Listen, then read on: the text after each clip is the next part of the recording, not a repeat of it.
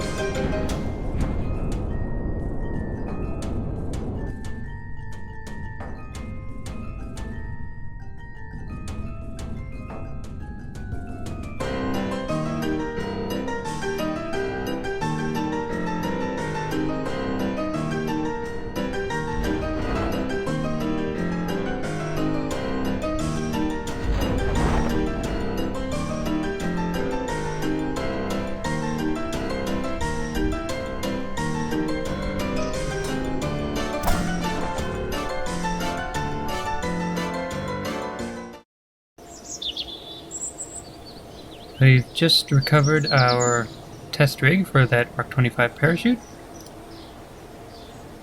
Got most of our funds back. As you saw there, we had a bit of a mishap with the first iteration. Staging was not quite right. But unfortunately not too much was actually destroyed, so we were able to recover the parts. So that was not much of a setback. Let's we're up at 118,000 funds now, and 2.5 science, which is not that much, but we did get a little bit from those contracts. So the next thing we're going to do is attach those, or rather that new experiment, because one of them is only for use in orbit. So we'll use one around the KSC and then do our surface samples. But let's check in with Gene first, just to make sure there's nothing else we should do first. Okay, so what's new here? Mystery goo in high space over Kerbal. Actually, I think that was there before. Low resolution scan of the moon. That's definitely something we can keep in mind, because we will want to scan all the bodies in the Kerbal system. Oh, crasher probe. Impact. 27 science. That could be an interesting one to do. But nothing for KSC right now, so let's head over to our space plane hangar.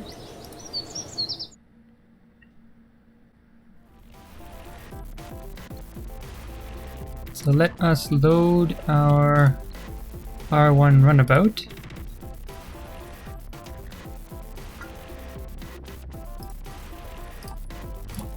Change flag.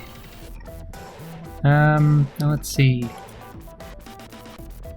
Well, I think I want to replace this mystery goo.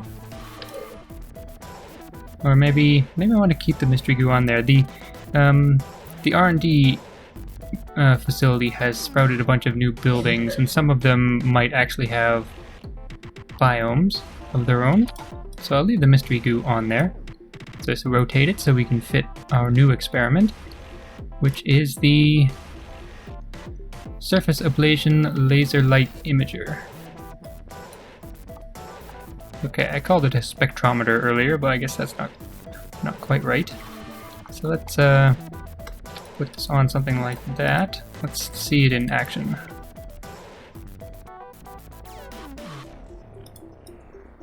Okay, so I can angle it a little bit more. Like that, and then it's kind of looking kind of funny in there. So let's offset it out a little bit. Like that. That looks okay. Let's give it another test. Yeah, I think that'll work pretty well. Still have our other instruments on here, which I again want to keep. And yeah, I think that's everything. Now it said that we were, when I loaded the vessel, it said that we were missing some parts to go on here. What could it be talking about? Well, let's put Bob in his science cabin, and we will attempt to launch it and find out what it is complaining about. So if I go launch... Oh no, it's going, okay.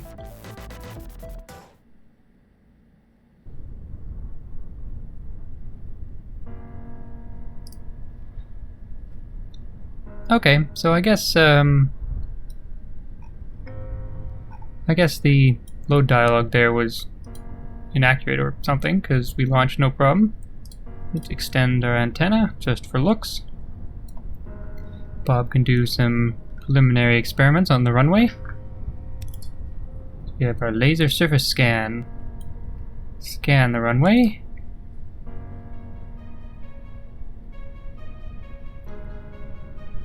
D-Magic Orbital Science does not condone the use of high-powered lasers on or near active runways. Please cease all such activities. Well, I don't like this runway very much anyway. I really should upgrade it one of these days. Shouldn't be too expensive. Let's see, I don't see anything else showing up in Science Alert, but let's get Bob out.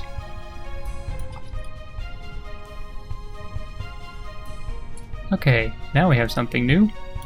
Should be the surface sample. Yep. The surface appears to be very hard, like concrete. Might actually be concrete. Could be a very good surface to land at. You'd think so, but needs to be flattened. Alright.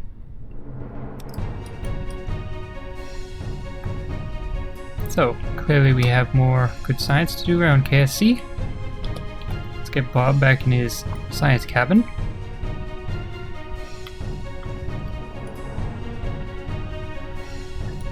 Just wait for Bill to come on over from the astronaut complex. Bob will be too busy analyzing these results to drive. Actually, maybe we want someone other than Bill. We had Bill last time, and Val. Maybe Jeb and Halnie could drive around in this thing this time. Don't think they've got to experience the rover yet. So I'll be right back with those two.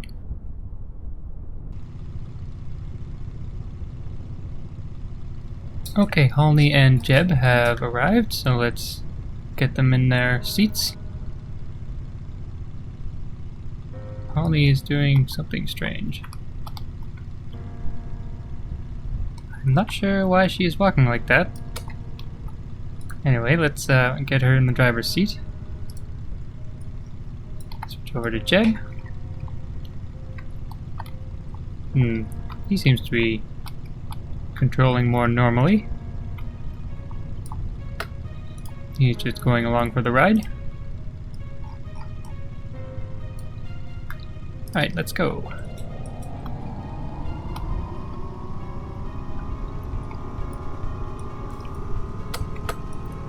So we've all seen this before, so I'm gonna just skip quickly through the different biomes in KSC, and I will speak to you again once we're back at the Space Center.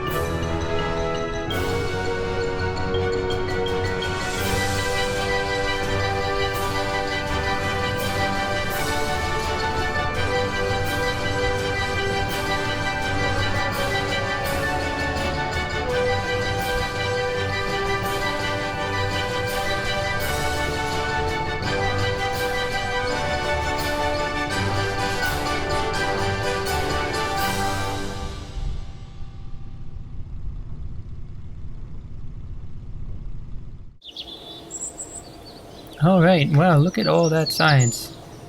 89, that puts us up above 90 again. So we got lots of laser data, obviously, and surface samples. Also got some of the existing experiments, like mystery goo, temperature scans, from some of the new and upgraded buildings.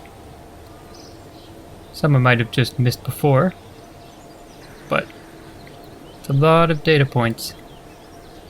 So, quite happy with that. I was parked outside the astronaut complex rather than on the runway, so I got 98% of the value of the parts back, which seems a little bit silly. I think the entire KSC should be 100%. And no experience. Didn't do anything too crazy. And you can see I left a flag outside the KSC. That'll help a little bit with navigation in the future. So let me see. Let's go to the R&D and see what we can get with our new science.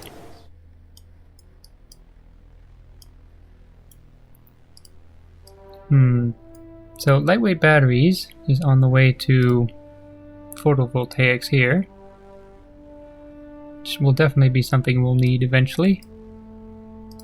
Got advanced polymers, which gives us a lot of new parachutes larger gear, also these advanced vehicle wheels, and that leads on to crew training. Gives us our Mark 1-2 command pod and lander can and some EBA items.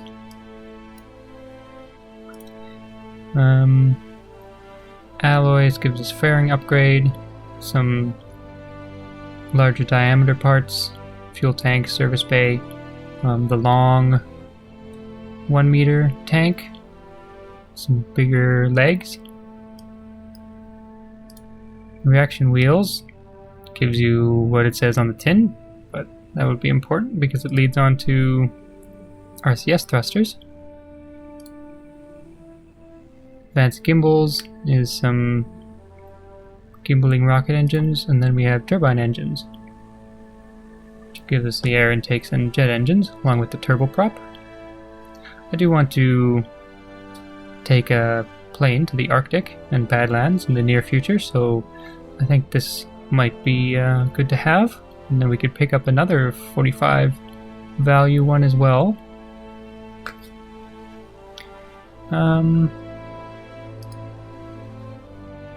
Yeah, and then there's compact tools, which gives us Kerbal attachment and Kerbal inventory system containers, and that leads on to precision engineering, which has another experiment and some other things. And that will need alloys as well. I think I'll grab alloys and turbine engines. So let's grab that, and the engines as well, and exit out of here. Okay, let's, wonder why the flag has migrated over here. Still says it's at the astronaut complex, so must be some kind of visual glitch. Anyway, let's go to mission control, see if Gene has anything new. Oh, the same stuff. Mark 1 cockpit, crash probe to the moon. Rare science from Kerbin's tundra. This one could be interesting. Splashdown will be a problem though, because we'd have to get the whole plane into the water. I'm not sure how we'd get it back out again, but maybe once we unlock Kerbal attachment system parts, we could make some sort of harpoon system to drag us out of the water. Sounds like a possibility. I think I want to just make a test aircraft to see what the capabilities of that new jet engine are. With that in mind, I think I will take this Mark 1 cockpit test. It's an experimental cockpit with the integrated nose cone.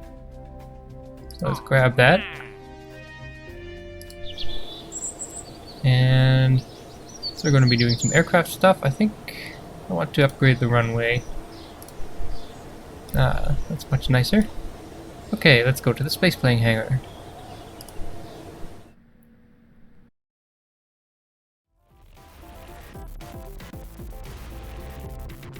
Okay, let's start with our experimental Mark 1 cockpit. Change the flag. Let's put some fuel on here to begin with. And the new engine, which we will need to purchase entry to. Now, let's start with some wings. I think we'll make this a basic mid-wing aircraft. So I probably want type B. Still don't have any swept or delta wings, but we can give these a little bit of a sweep on our own. Can set snapping to 15 for consistency, and then rotate these slightly so we get a bit of a sweep. And then we'll need to, oops, need to bring it in a little bit so we don't have a little gap in the front, like that. And similarly with the tail, put this on the end and then give it a sweep to it as well.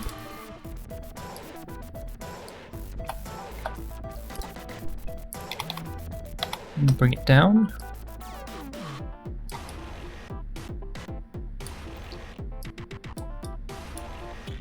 Okay, and some more of those same connectors for our horizontal stabilizers. I think we'll give it a T-tail.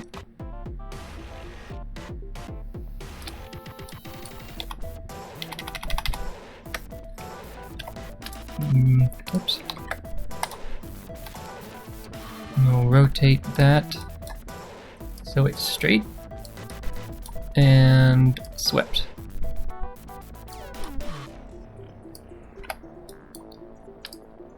Oops.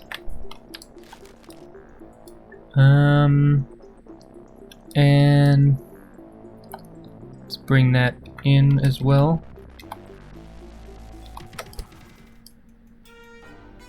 There you go. It's got a little bit of that funny overlap in the middle, but it's okay. Let's put some control surfaces on here. We'll need to use these smaller ones, because otherwise I won't be able to fit everything on here. Actually, I could use a larger and a smaller.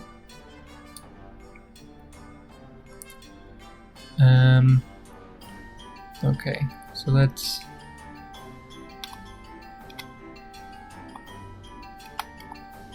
always takes me a while to get these things right.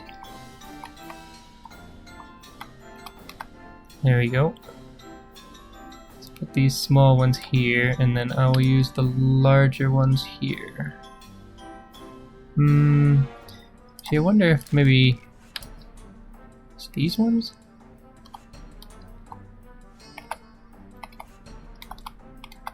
Come on. Actually, no, those are too wide. Is there a... Well, I guess I'll stick with these.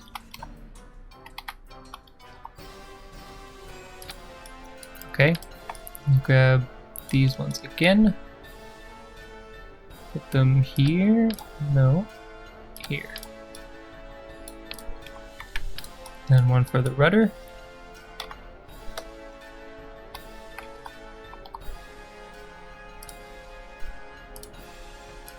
Why is it not sticking?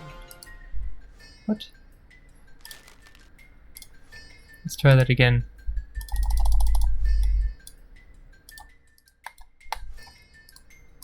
My mouse does not seem to be working. Oh, well, it is, but it's not grabbing anything. Give me a moment while I figure this out.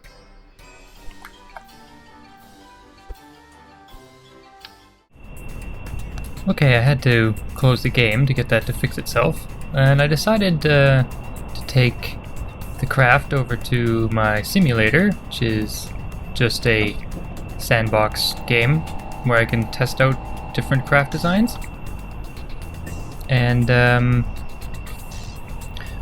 yeah, I tried different tail configurations. You can see I extended the wings a little bit. I was having a bunch of problems with pitch oscillation when I had a high pitch input. So I eventually adjusted the pitch authority on the elevators, so it maxed out at a lower value. It's still, when I fully pitch the craft in certain situations, it still oscillates, but if I am easy on the stick, it's not too bad.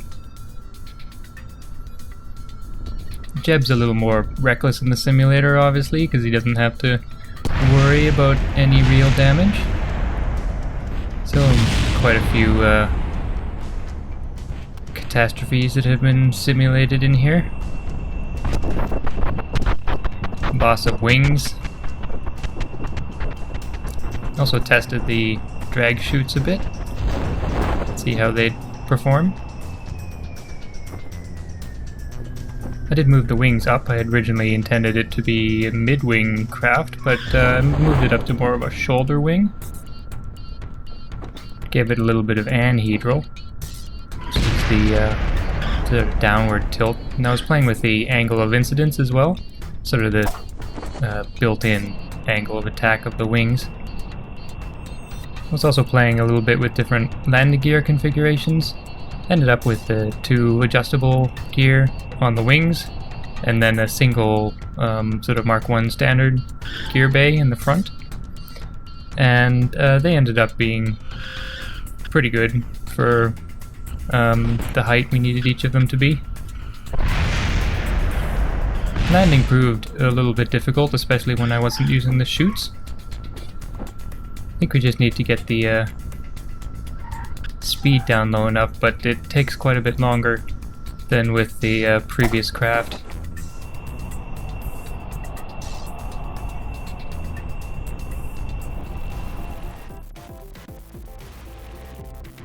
Okay, so here's the final product we've put together. It's got the shoulder wing, drag parachutes, a T-tail. Change these ailerons to the Type 1, or Elevon 1. It's got the small landing gear and our adjustable landing gear. And it's got a little bit of anhedral. Sort of cranks upwards a little bit at the ends, and it's got a tiniest little degree or 2 of angle of incidence. So let's make sure Jeb is in here. Hopefully he will remember that this is now real life and not the simulator. Called it the XA-1 Swift for experimental aircraft. We will call this instance of this type the actually unprepared for this. I hadn't thought of a name. Well, that in itself gives me an idea. I think we'll call it Thoughtless Velocity.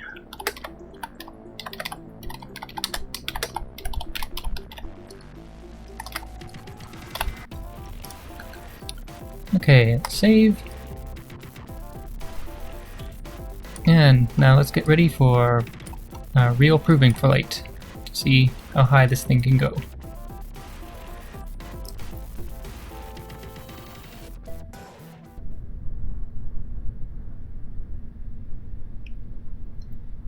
We are on the runway with our new aircraft, new runway. Jeb is in the pilot seat. Let's turn on the brakes so we don't roll anywhere. Throttle up, stability assist. Let's get my Ferrum Aerospace panel out.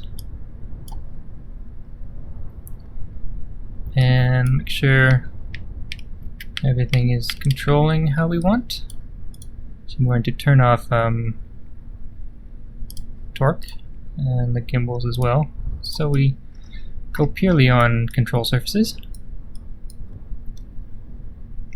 Turn our approved chase camera on, and we should be good for takeoff. Let's start the engine.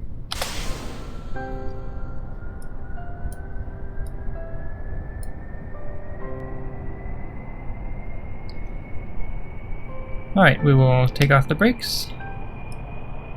Fix our camera up a little bit. There's our flag, still in the right place, so that's good. I think our front wheel is bouncing a little bit.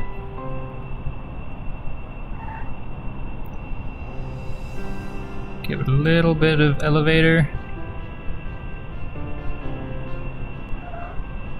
We're up. Okay, retract the gear. A little bit of an oscillation happening. Just decrease our flaps.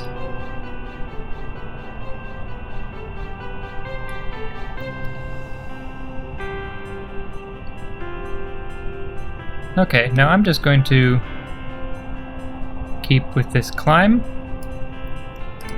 I'll use pilot assistance here. Keep our wings level. set target speed of. Whoop.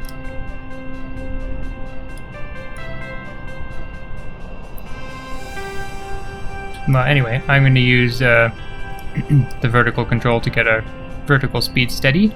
Right now we're at 2.5 kilometers. Hopefully we can get up in the high teens, but I will speak to you again once we are looking like we are topping out on our altitude.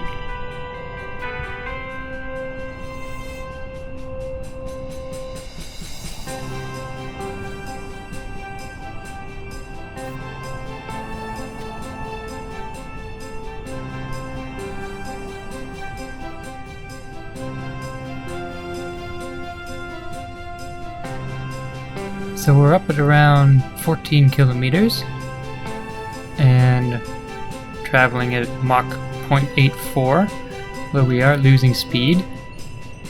And our engine's thrust is rapidly diminishing at this altitude, so I'm doubtful I'll be able to make it much past 15 kilometers. A little bit disappointing is a lot of those contracts needed us to get above 16 or 17. See, our speed is decreasing. Thrust is down to 8 kilonewtons.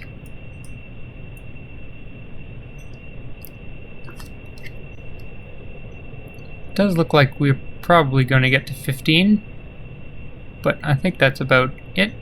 I don't want to start stalling, so I'm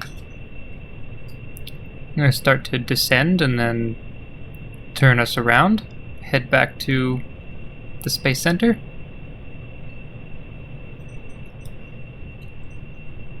We've come a fair ways.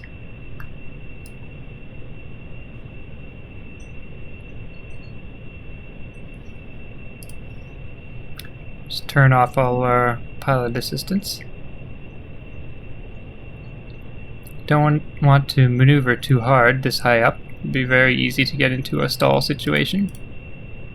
So we still have our flaps on.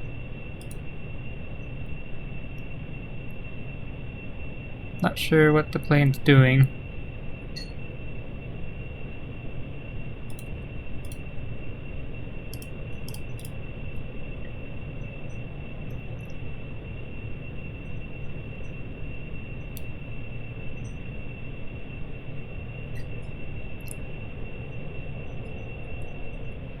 Okay, I'm just going to bring this around and head back to the Space Center. And I'll speak to you again once we are coming in for a landing. Hopefully our drag chutes will be effective. Won't have too many issues. Anyway, speak to you again in a moment.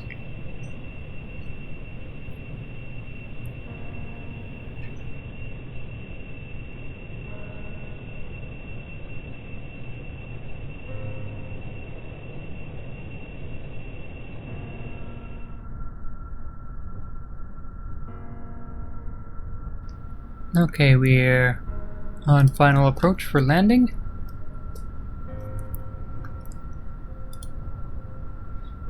Had a rough flight back. The had some pretty bad pitch oscillations at around Mach 0.7 to 0.8. Quite difficult. I think this design probably needs some refinement. I think we're coming in a little fast, so I'm gonna go around. Throttle back up a little bit. Certainly handles well at low speeds, but you know, we can do that with our straight wing propeller planes.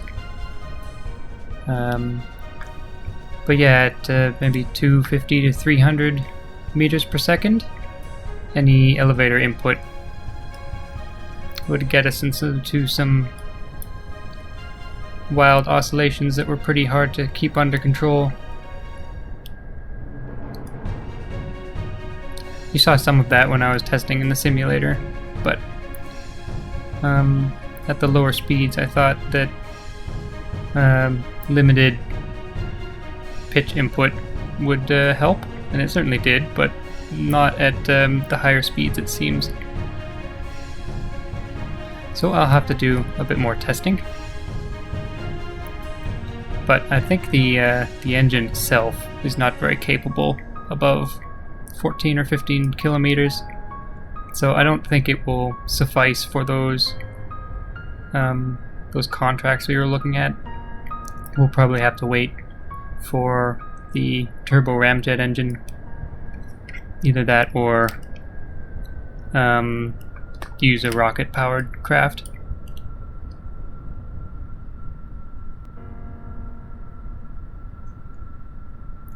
Okay, let's get ourselves lined up properly. Hopefully our drag chutes will work out.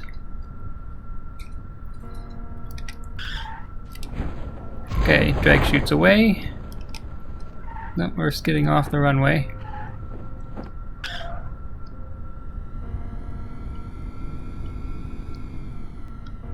Alright, we are safe though. Could have been a bit better, but nothing is broken. Oh, I should run that test I was supposed to do. Should have done that before we lifted off. Doesn't seem to be working. Probably have to be on the runway itself, so let's throttle up a little bit and turn ourselves.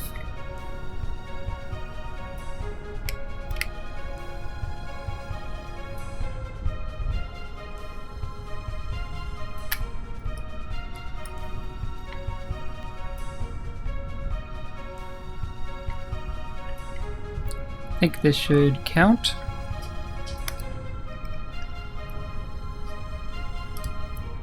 Let's see, run test. No, still no good.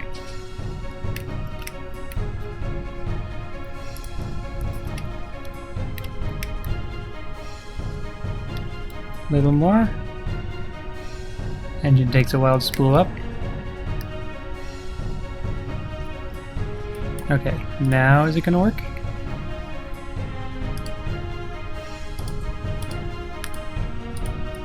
Doesn't seem so. Well, that's quite peculiar. Let's see if we can't just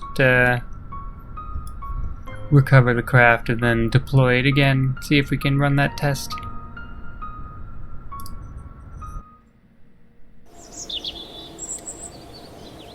Okay, here's all our stuff. 100% value. Now let's just go back to the runway with the same ship again. And launch.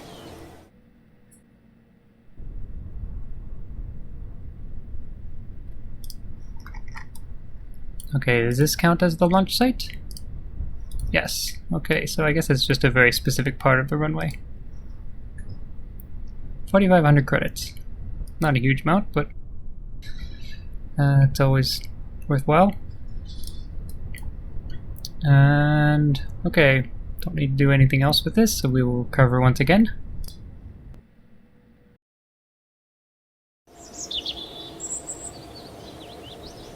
Okay, got our craft back in the hangar again. And Jeb's back. So we're at 40,000 credits, a measly 1.5 science. And I guess that's about it for today. In the next episode we'll have a bunch of possibilities. We could do more aircraft testing, a mission to the Tundra or the Badlands, or we could send an unmanned probe to crash into the moon. That might be interesting. So anyway, I hope you've enjoyed this. This has been Promi. Thanks for watching.